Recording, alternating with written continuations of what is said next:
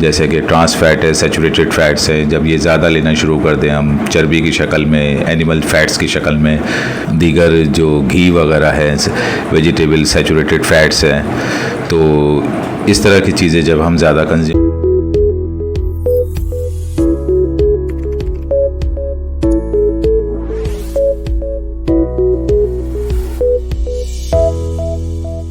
अस्सलाम वालेकुम, welcome to channel doctor Mohammad Faheem pure health. नाज़रीन, जैसा कि आपको याद होगा कि हमने पिछले टॉपिक में कोलेस्ट्रॉल के गुड एस्पेक्ट्स कवर किए थे और आज हम एज़ पर प्रॉमिस कोलेस्ट्रॉल के बैड एस्पेक्ट्स कवर करेंगे। कोलेस्ट्रॉल इट्सेल्फ एक मॉलिक्यूल है जिसकी अहमियत बॉडी में बहुत ज़्यादा है अच्छे मकासद में, लेकिन जब यही कोलेस्ट्रॉल बॉडी में ज़्यादा होना शुरू हो जाए और इसकी कंजम्पशन तकरीबन आधी रह जाए बॉडी में और ये डिपॉज़िट होना शुरू हो जाए, जैसे कि ट्रांस फैट है, सैचुरेटेड फैट्स हैं, जब ये ज़्यादा लेना शुरू कर दें हम चर्बी की शक्ल में, एनिमल फैट्स की शक्ल में, और दीगर जो घी वगैरह है, वेजिटेबल सैचुरेटेड फैट्स हैं, तो इस तरह की चीज़ें जब हम ज़्यादा कंज्यूम करते हैं और हमारी लाइफ स्टाइल बिल्कुल ही सेडेंट्री यानी आरामदेह लाइफ स्टाइल होती है, तो उस सूरत में हमें फिर जो है ऐसी चीज़ों का इस्तेमाल नुकसानदेह साबित हो सकता है। तो इनको नुकसान का अमल जो है वो किस तरह शुरू होता है, वो इस तरह होता है कि जब हम ये चीज़ें कंज्यूम करते हैं तो बॉडी में हमारे एक और कोलेस्ट्रॉल का कैरियर होता है। दो कैरियर होते हैं हमारे कोलेस्ट्रॉल के, जैसे एक HDL यानी गुड कोलेस्ट्रॉल और एक LDL यानी बैड कोलेस्ट्रॉल कैरियर। तो ये LDL यानी लिपोप्रोटीन, लो डेंसिटी लिपोप्रोटीन, जब ये हमारे ब्लड को, हमारे कोलेस्ट्रॉल को ब्लड से, लीवर से ब्लड में शिफ्ट करते हैं, तो फिर जब ये ब्लड वेसल्स में जाता है तो ब्लड वेसल्स यानी रगें जो हैं वो मुख्तलिफ़ किस्म की है, हर एक का अपना अपना एक साइज़ है। जब उन कोलेस्ट्रॉल ब्लड वेसल्स में जब ये कोलेस्ट्रॉल मूव करता है तो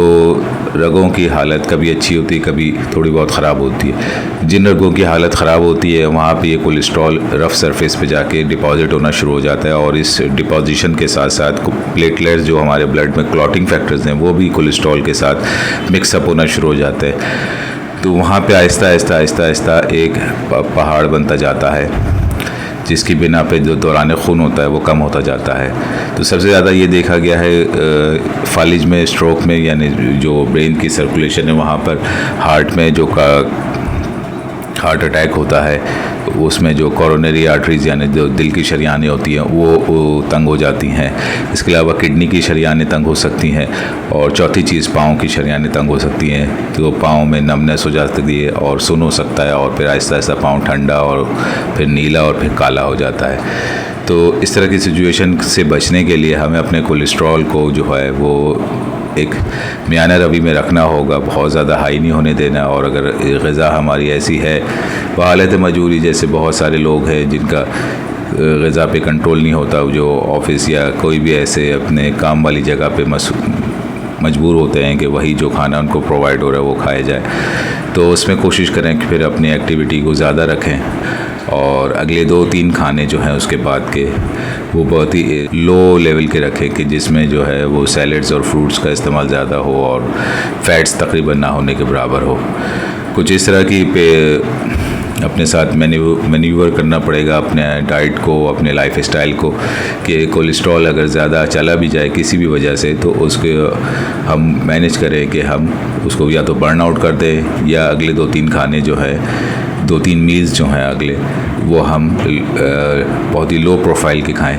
ताकि हमारे जो कोलेस्ट्रॉल की जो कंजम्पशन है वो बॉडी में ओवर ना हो और जिसकी वजह से हमें ये 4 बीमारियां जो बहुत ही प्रोमिनेंट हैं, जिसमें हर स्ट्रोक है, फालिज है, दिल का अटैक है, किडनी फेलियर है और पाँव के रगों का चोक हो जाना है। उम्मीद है ये छोटी सी वीडियो आप लोगों के लिए बहुत कारआमद होगी। ट्यून इन रहिए, अपना ख्याल रखिए। नेक्स्ट वीडियो में मिलते हैं इंशाल्लाह। टेक केयर, अल्लाह हाफिज़।